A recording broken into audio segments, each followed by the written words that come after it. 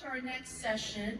As the industry continues to evolve, manufacturers and retailers alike are navigating changing consumer expectations, emerging technologies, and shifting market pressures.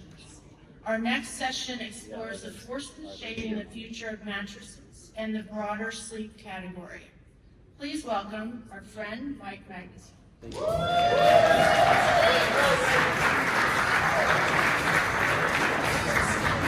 Thank you.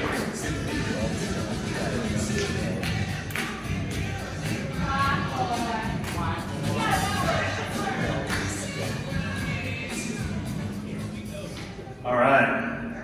That is so racist. I'm just kidding. I told her to play it.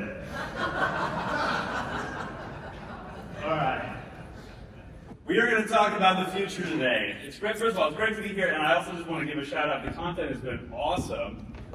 Really loving the SleepNXT format. So just kudos and thank you to all the people who've been up here already. All right, I'm not going to spend a lot of time here. You guys mostly know who I am, but I will just mention a couple of exciting things about GoodBed. We did just redo, made some major upgrades, I should say, to our quiz, so that would be a fun thing to check out. And we also added an AI, since everyone's talking about their AI stuff. We added a really great AI helper to the quiz results to help you. So that's kind of a couple cool things that we've recently done. But mostly, I'm not here to talk about GoodBed. I'm here to talk about the industry and the future.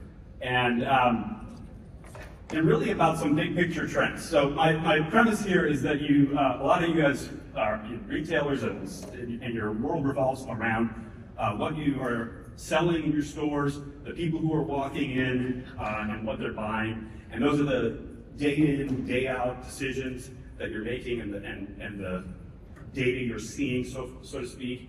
And meanwhile, around you, there's a lot of big picture things happening. You got a lot of bankruptcies, sadly, that continue. There's a lot of brands that over the last 10 years have started selling directly to consumers. You have a lot of consolidation that's been discussed.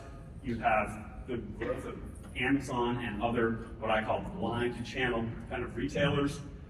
You have vertical integration that's happening even beyond the consolidation. You have shifts in advertising methods and effectiveness, and you also have obviously massive changes in the way people are shopping, most notably and most recently the use increasingly of AI. So all these things are happening all around you, and all of these things are directly affecting what's happening in your stores. These are big picture things, but they ultimately all affect what's going on in your stores, and they're also in many ways interrelated. And so I want to just kind of talk about what I see from where we sit about these trends and ultimately how they affect where we're headed, and maybe most importantly, what we all can do to affect that path. So it kind of boils down to, as I see it, one fundamental problem. And that's kind of a central thesis here that I'll ultimately lead to as we go through this. But essentially, I believe that we've created a market that, by pure accident, is unfortunately giving consumers the impression that all of our products are the same.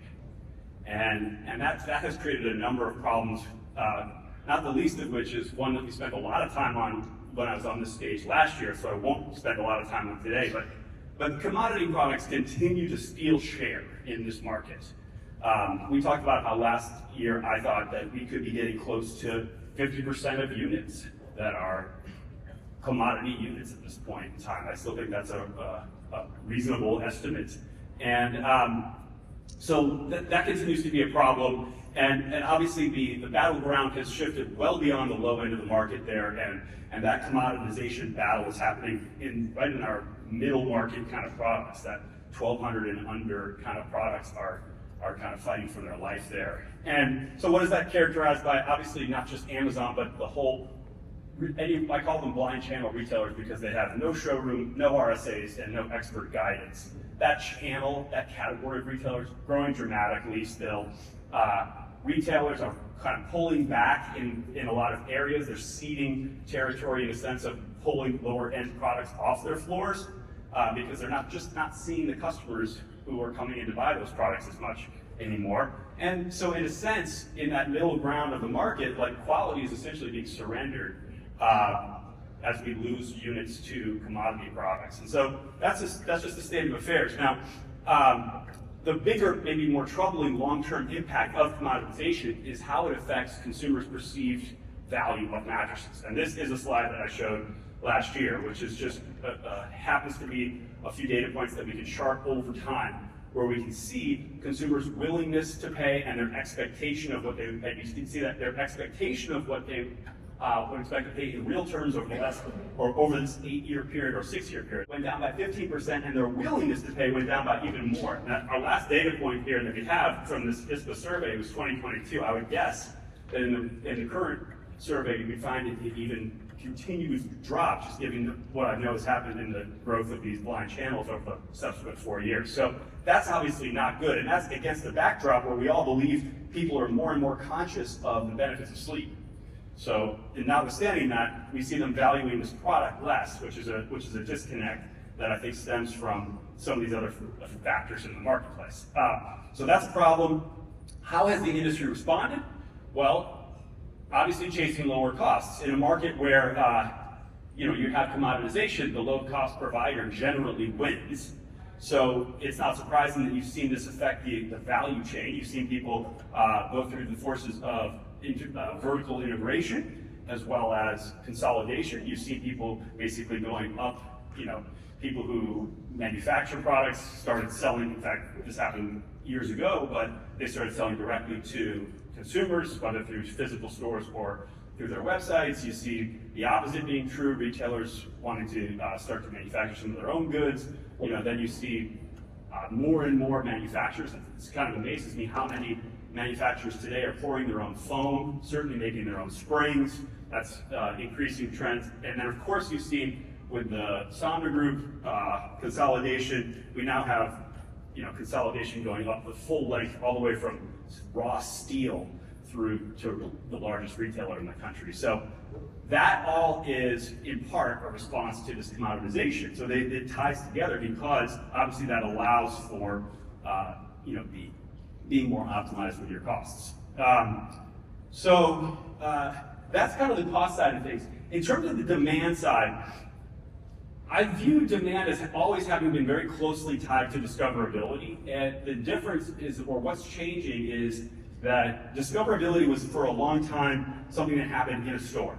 And so, and now it's really much more happening online and specifically through algorithms. So I wanted to just take a moment to kind of frame out how I think the changes are happening. And so like how discoverability worked and how it is increasingly working in the future. And it's not to say that the in-store experience is going away, but as more discoverability happens online, the balance of importance of these things is shifting. So for example, in the past, it was entirely moderated or mediated by RSAs. And now it's increasingly SEO, or it's your social media feed, or it's now even more so the AI algorithms. Now, the RSAs, they've got first-hand product knowledge. None of these algorithms have any first-hand product knowledge. Obviously, they can't directly evaluate it. And similarly, the RSAs, they can use that first-hand product knowledge to really contextualize what one brand is saying about their products versus another brand. They can sort of say, hey, when this brand talks about supportiveness, it means this, or for your body and your sleep position, it means that. They can really help you understand the nuances between products. Whereas the algorithms, they're having to try to infer all of that, the differences between products from all these external signals, whatever it is that they have available to them, which is obviously much more limited if in only that it has no first-hand experience as part of it. So that's a few key differences. What this means in terms of what successful tactics look like, in the past we used to have retailer-specific models as an example. It was to your advantage as a retailer to have exclusive products that no one else could offer. Now it's to your advantage for the algorithms to know as much about your products as possible, right? So we have fewer SKUs, we have fewer product names. It was your goal in the past to get your customer to recommend you to their family member or their friend, and now of course your goal is to get them to document that online so the algorithms can see it. And Likewise, you were trying to focus on sales, trading, and the incentives. Well, now that's about affiliate sites. So that, again, so the algorithms can see it. And in the brand advertising that you were doing in the past, well, now it's things like Reddit, where this is, again, like, what are people saying about your brand, where the algorithms can see it. And it's disappointing how important Reddit can be, actually. But let's talk about these last three here. I think it's worth zooming in on those, since they are going to be an increasingly big part of the future here. So my contention here is that the current information ecosystem available to these algorithms does not reward quality. Okay, so, and this is not actually unique to the mattress category. Customer reviews, we all know that there's an adverse selection problem with customer reviews. The people who are happy with their product, no matter what they purchase, are much less likely to go online and review it than the ones who are pissed off. Right. That's true of every product, but it's especially true of mattresses. And so that customer reviews, they favor proactive review requests, and of course people who spend less are much easier graders. We know this to be true for any product. They have lower expectations so they bias towards low-priced products as well. Affiliate sites, they completely lack transparency. Most of these recommendations are pay-to-play based, commission-based. They have nothing to do with who the best product is. And Reddit, I don't know, how many people have been on Reddit to look at mattress information? Oh, okay, you guys are lucky that you haven't seen it. It is a cesspool.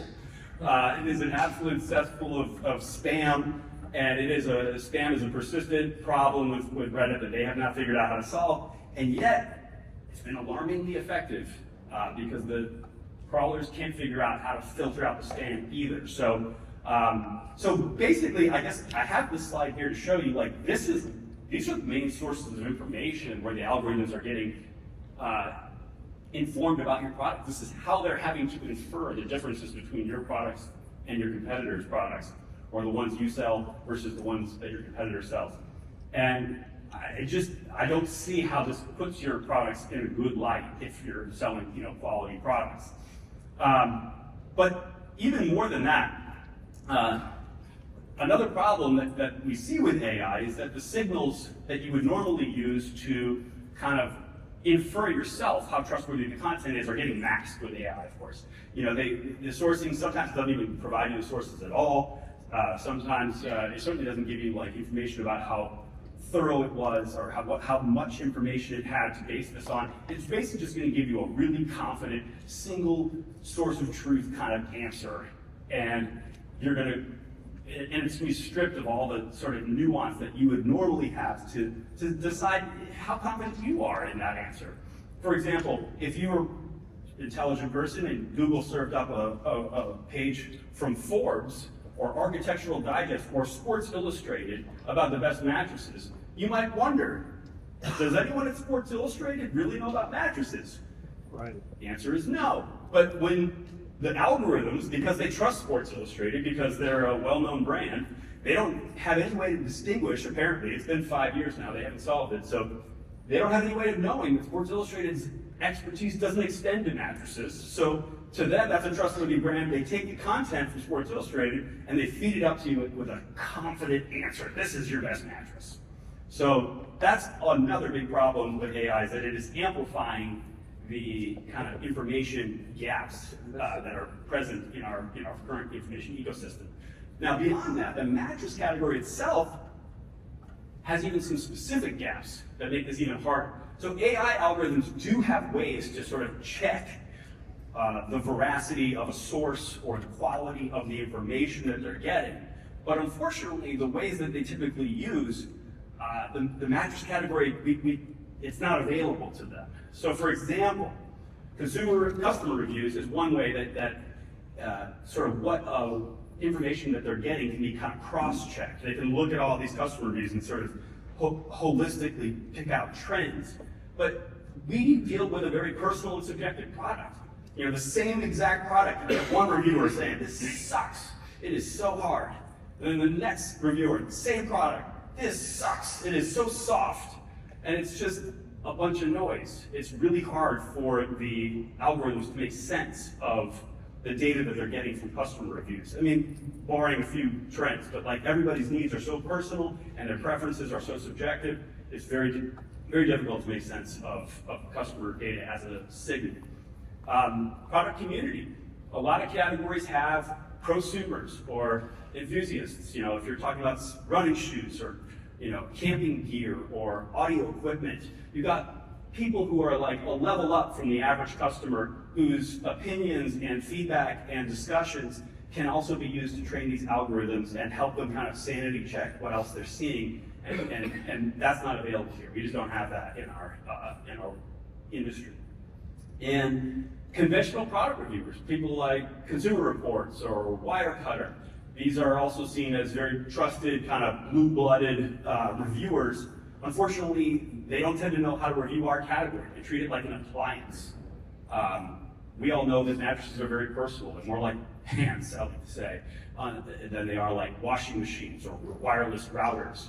So they end up kind of not being able to provide a lot of clarity to the algorithms either. Outcome data. You sometimes have data on like how long cars stay on the roads, and you know they can use that kind of data to also inform and sanity check what they're seeing out there. We technically could have sleep data, but that's not going to be publicly available most likely ever. But even if it were, it also suffers from a limitation in that you don't know how well somebody would have slept on anything else that they could have chosen, right? Which is a big limitation if you're trying to actually ultimately figure out what someone's best choice would have been. And maybe most importantly, categories like cars have lots of metrics, right? How fast does it take a car to get from 0 to 60? How quickly can it stop? How much trunk capacity is there in cubic feet or what have you? There's very specific metrics that they can point to that are widely agreed upon standards.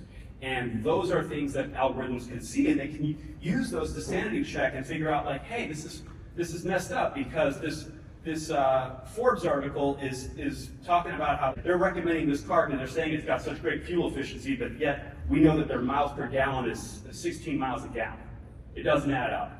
This site must not be as trustworthy as we might have thought it was. There's no way in the mattress category to cross-check, sanity check, calibrate.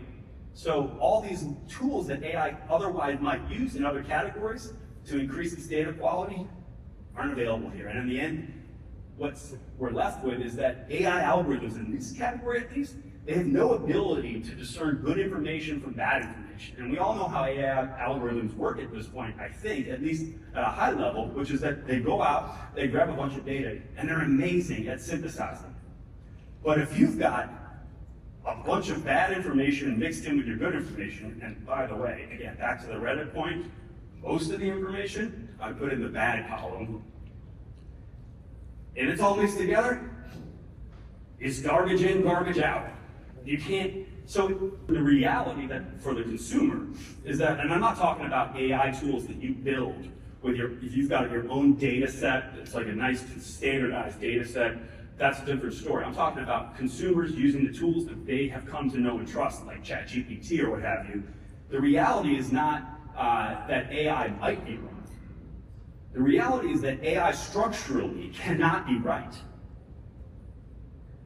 They cannot be right about mattresses because of the fact that they cannot tell the difference between good information and bad information. And if you don't believe that they can't tell the difference between good information and bad information, all you have to do is see a top 10 list of mattresses from GQ magazine to know that they can't tell the difference.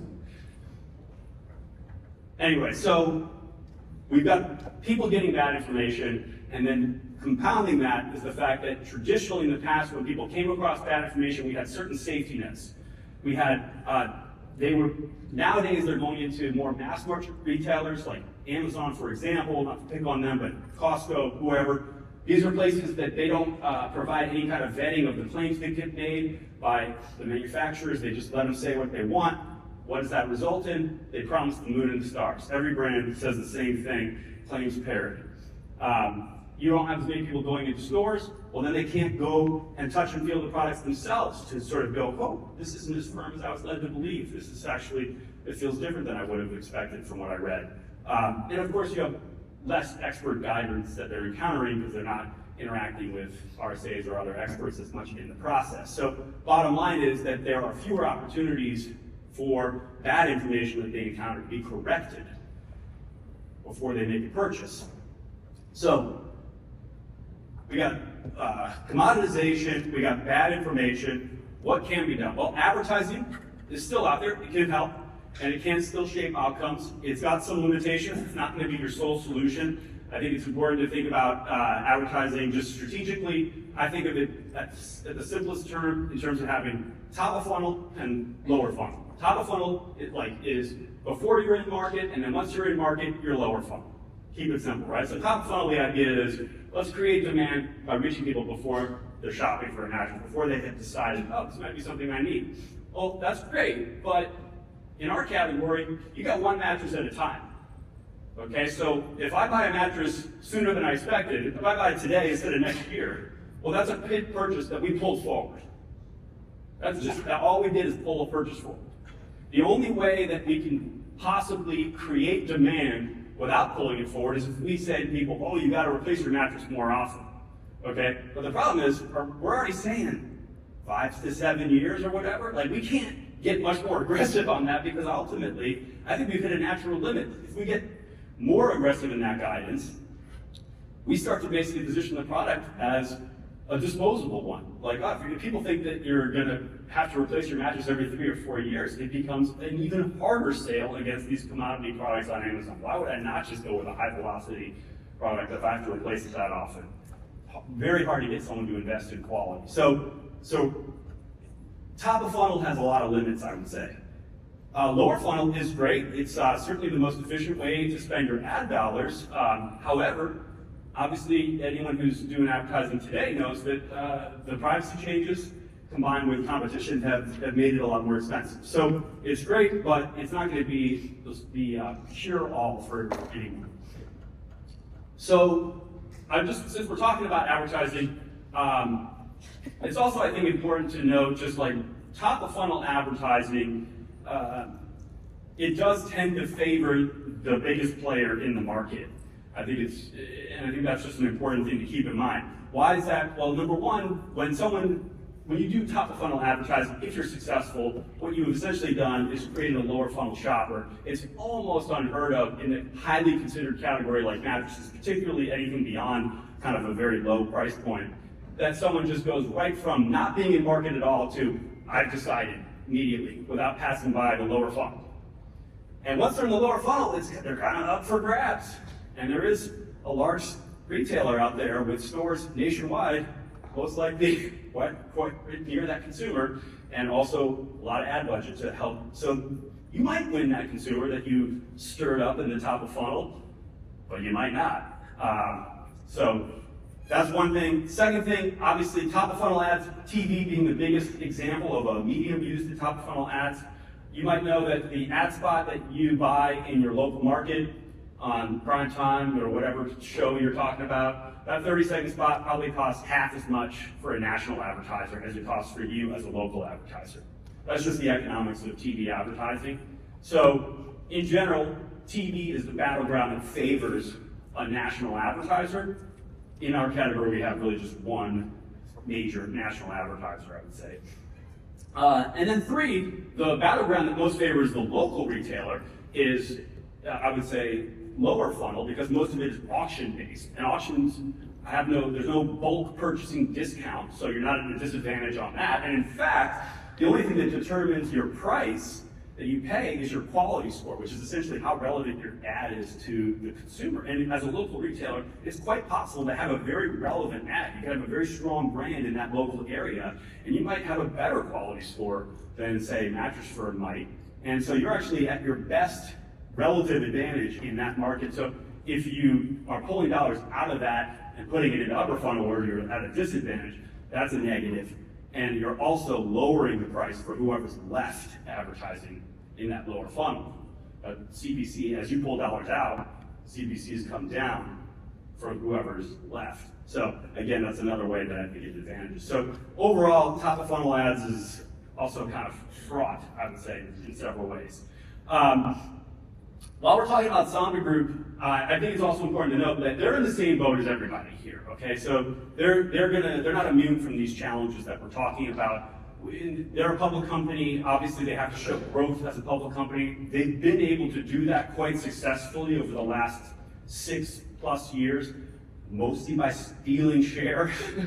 That's been like the way they kept the top line growing for a long time with successful execution and share stealing. Then it became sort of a what's next, because meanwhile we've talked about the forces of commoditization have been shrinking the addressable number of units, so it became hard to continue stealing share and growing when the addressable units were shrinking. So what's next? Well, why don't we buy the biggest retailer, exploit some synergies, expand our distribution even a little bit more. That obviously happened. Those synergies are probably almost all the way worked through. But once they're done, so it becomes, again, what next? Well, what next? We obviously know what's next is, let's go up. Let's buy the biggest supplier. Again, those will produce some synergies that will allow them to continue to show growth, but then it will become what's next after that. And at that point, when they need to show earnings growth, the only way that they will be able to continue to do so is to finally take on this commoditization challenge that we're talking about. So, and the only way to fix the commoditization problem, of course, is to create a marketplace that rewards good products. That's what we need. Okay, so before we get to how do we do that, just what happens if we continue on the path that we're on? You know, it's obviously like it's not good, right? So and we're going to talk about how to not be on that path. So hopefully none of this becomes relevant, but nonetheless, obviously the share of sales that goes to Amazon and all these blind channel retailers continues to rise. Brick and mortar as a channel continues to shrink. The consumer's perception of the value of this category, they're willing to pay for quality products, continues to decline. Mid-tier players squeeze, many of them probably go away. You continue to see more vertical integration, and you're leaving the fate to the algorithms. So that's obviously, we hope that doesn't happen, but we are in an inflection point, and I do believe fundamentally that we need to create this market that rewards good products. And the key here is that in this AI-driven future that we're moving towards very quickly, if not in as a presence in some senses, the key to that is going to be the information ecosystem. We have to take control and fix the information ecosystem that the algorithms are utilizing. And here's probably the number one takeaway I want you guys to have here. Mattress companies can influence that. You guys have a role. This isn't, you're not just passive bystanders here. You can influence the information that algorithms have. They're getting it from your website. They're getting it from things that you're doing. They're getting it from your digital footprint, your social media. All these things are, so what you need to be doing is shaping the mattress information and decision landscape with the choices that you're making. So we need to create a market that rewards better products. What this looks like, I'm not going to actually, this is a detailed slide. Anyone who wants this presentation, I'll certainly make it available. I've got a few minutes left, so I'm going to skip past some of the details. I'm going to talk about a higher level of what I think you guys need to do. Because I think there's an exciting virtuous circle that can be created here. And it starts with consumer education. We need to inform consumers about how to spot genuine product differences between products. And then we need to, at all the touch points, be providing them with objective performance signals. Think of the way car companies do. They don't just say we're fuel efficient. They're providing a statistic to tell you that they back it up. Okay? Like, we need to follow that model. So that's number one. Number two, that will inevitably, I believe, lead to better outcomes. Consumers will be willing to pay more for quality products because they'll feel much more confident with the information they're getting and the rationale for doing so. And that will lead to higher satisfaction as well. The next step will be, well, now that you've established the fact that you can be rewarded for performance outcomes, well, now you can go back to your products and go, hey, maybe there's some improvements we can make here. We haven't necessarily had a way to get rewarded for this before, but maybe now we can make a few tweaks here and get even more performance from the products that we sell. And then, of course, let's get credit for that. Let's make sure we're measuring it in a standardized way. Let's agree upon standards as an industry that can ultimately be signals of quality and performance, and let's measure against those. And then we provide it back to the consumer education, and it goes round and round. So that you let the consumer know, hey, we've even made improvements, we've raised the bar, now we can perform even better. So then you just keep going around, and ultimately what that leads to is a virtuous cycle where quality and performance are rewarded. That's how we preserve the value of the category. So again, if I can leave you with one key point, it's that we have a role to play here. We're not passive victims of something. We can be successful as a category. It does come down to one decision. Do we want to let commoditization win? Or do we want to slow or hopefully even stop it altogether? Do we want to let the perceived product value of our category and our products continue to decline? Or do we want to give consumers confidence to invest in better products? Do we want to let the algorithms decide our fate? Or do we want to create a market where performance and quality are truly rewarded? Do we want to let the margins just completely compress forever? Or obviously, we want to continue to retain the ability to be profitable and to invest in quality and performance. And of course, do we want to be here in the future? Or do we not? We want to just let companies continue to disappear. So to me, it's very clear. The choice is ours, and the time to make that choice is now.